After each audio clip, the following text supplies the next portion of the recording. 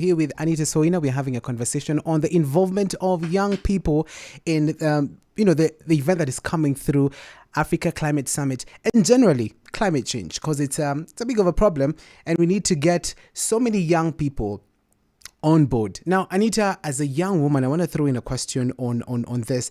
The Africa Climate Summit is an opportunity to amplify the voices. How can young women in particular contribute unique perspectives and solutions to the climate discourse, this conversation we're having? Thank you very much. I think first for me it comes from how the Africa Climate Summit has really tried its best to be inclusive. Yes. And by inclusivity, it covers gender, age, Yes. I'm aware that we're having even a children pre-summit. Oh, wow. Which is really amazing, Yes.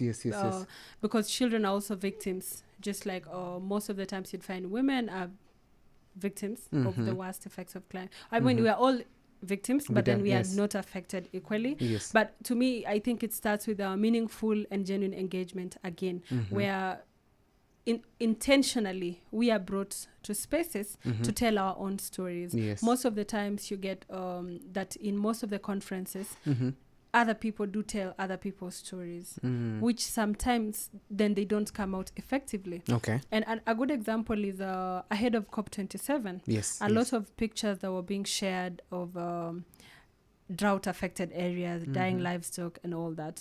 Most of them came from the pastoralist communities, but then and those are they fall under the indigenous communities categories. Yes. But did we see them given a platform genuinely for them to really speak from their own experience? Because I believe these also influence decisions that I've made. So it just comes back to genuine and meaningful engagement and bringing everybody, with an aim of leaving no group behind. That's right. Yeah. You mentioned children and I took interest in that. Do you think it's about that time as Kenyans, it should be like mandatory in the curriculum? So we can sort of like, nurture future climate change champions. Do you think it's important that it's also inculcated into the system, the system that we are studying, the CBC? Is it very important to have it, at a young age for young children? Very important. I mean, first of all, look at me and so many other young people who did not get that in school. Right. But we are where we are. Yes. You can imagine if we add that, what will happen to the many other youths that we count them as uninterested. Sometimes most of these do not even have the knowledge and the information to understand that this is a serious issue that I can also contribute to, and that careers like even being environmentalists, being policymakers in the climate space are also good careers as other careers. Yes. And recently the Minister for Education in Kenya did put up a statement that they are having the discussions to have climate change education in schools. That is, to me, that is really, really amazing.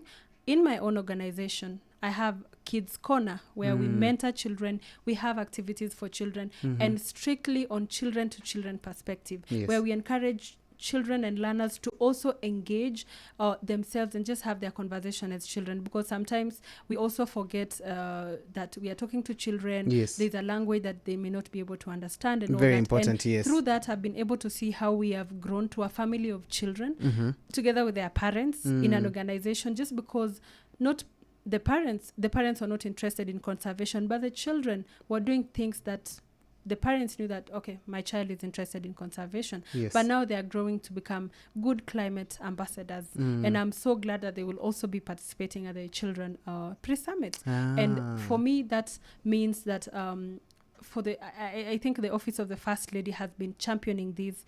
She's even going to launch an award for children. Right. It's going to encourage learners, encourage children, even in the grassroots, to do something, because, when there's an incentive, you're going to win an award, then it encourages more children and bring more children to the space. Sure. Yeah. And also they become knowledgeable along the way. It's good to teach them when they are young, because they don't forget. I love it. We're in the digital era, the social media era. Are you satisfied by how people are championing for climate change on socials right now?